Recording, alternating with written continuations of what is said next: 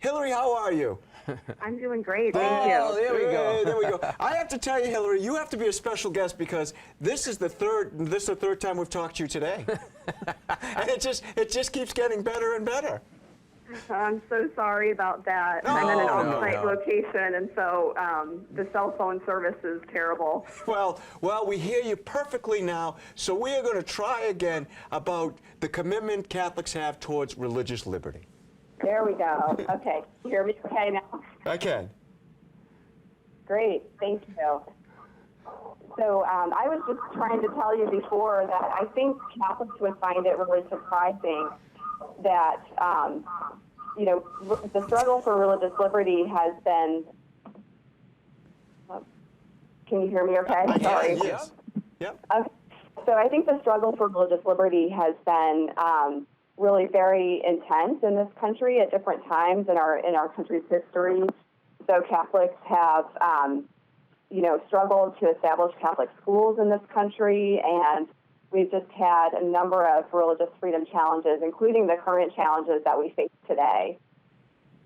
Now, Hillary, Father Reed, I'm looking forward to meeting you because I think I'm going to be down there with some frequency. But let me ask you this, just for the sake of all of our viewers.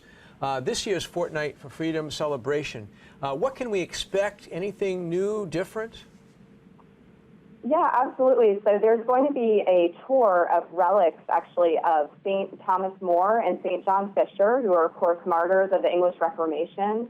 And so there's going to be a nationwide tour that's starting this weekend. And so we will have that going on this year, and we're going to have also we're highlighting the 14 stories of witnesses to freedom around the world. So you can find those resources on our website, which is fortnightforfreedom.org.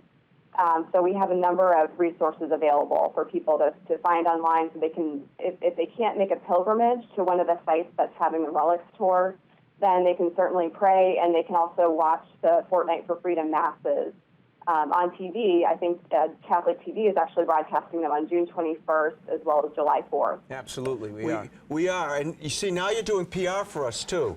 So we're covering it all now. Hey, is it accurate to say that the most vulnerable citizens are hurt by placing constraints on religious freedom? And if that is true, why? I mean, why do you think the federal government or the government is it the most vulnerable people, Hillary? What I'm trying to ask is it the most vulnerable people, citizens, who are hurt when we place constraints on religious freedom? Absolutely. I mean, take the example of the Little Sisters of the Poor, who are just trying to serve the elderly poor in nursing homes across the country. And, the people who are harmed the most, if they face fines in the millions of dollars under the HHS contraceptive mandate. And if they are, facing those kinds of threats, then that really threatens their work to the elderly poor.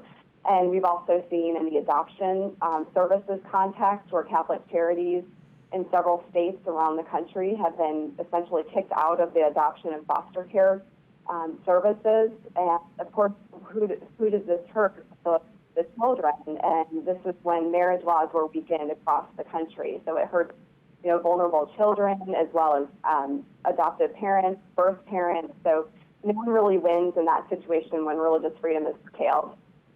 Hillary, every year in November, we carry here on the Catholic TV network live the General Assembly of Bishops, and people look forward to that. And also, we do many interviews during that time, which we bring to people throughout the year. We try to focus on the work of the USCCB in our news segments and other programming.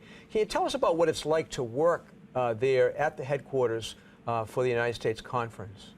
Absolutely. I work in Washington, D.C., and we work with all the bishops on various committees. So my work is particularly with the Ad Hoc Committee for Religious Liberty. So I meet all the bishops who are, heavily invested in that issue across different spectrums of what the USCCB does. So we have a bishop who represents our migration concerns because we have concerns with religious liberty and immigration laws in some places. And we have, pro-life and our marriage team. So we work really across a whole broad spectrum of services that the Catholic Church does in the United States. Well, Hillary, thank you for being with us today. Where can people learn more about the USCCB's great work on religious freedom? Sure. So they can go to usccb.org/freedom. That's our main religious freedom website, and they can learn all about the Fortnight for Freedom at fortnightforfreedom.org. And we appreciate your patience with us today and being with us today. Have a wonderful weekend. Thank you. You too. Thanks, Hillary. Hillary. See you soon. Thank you. Okay, bye. That's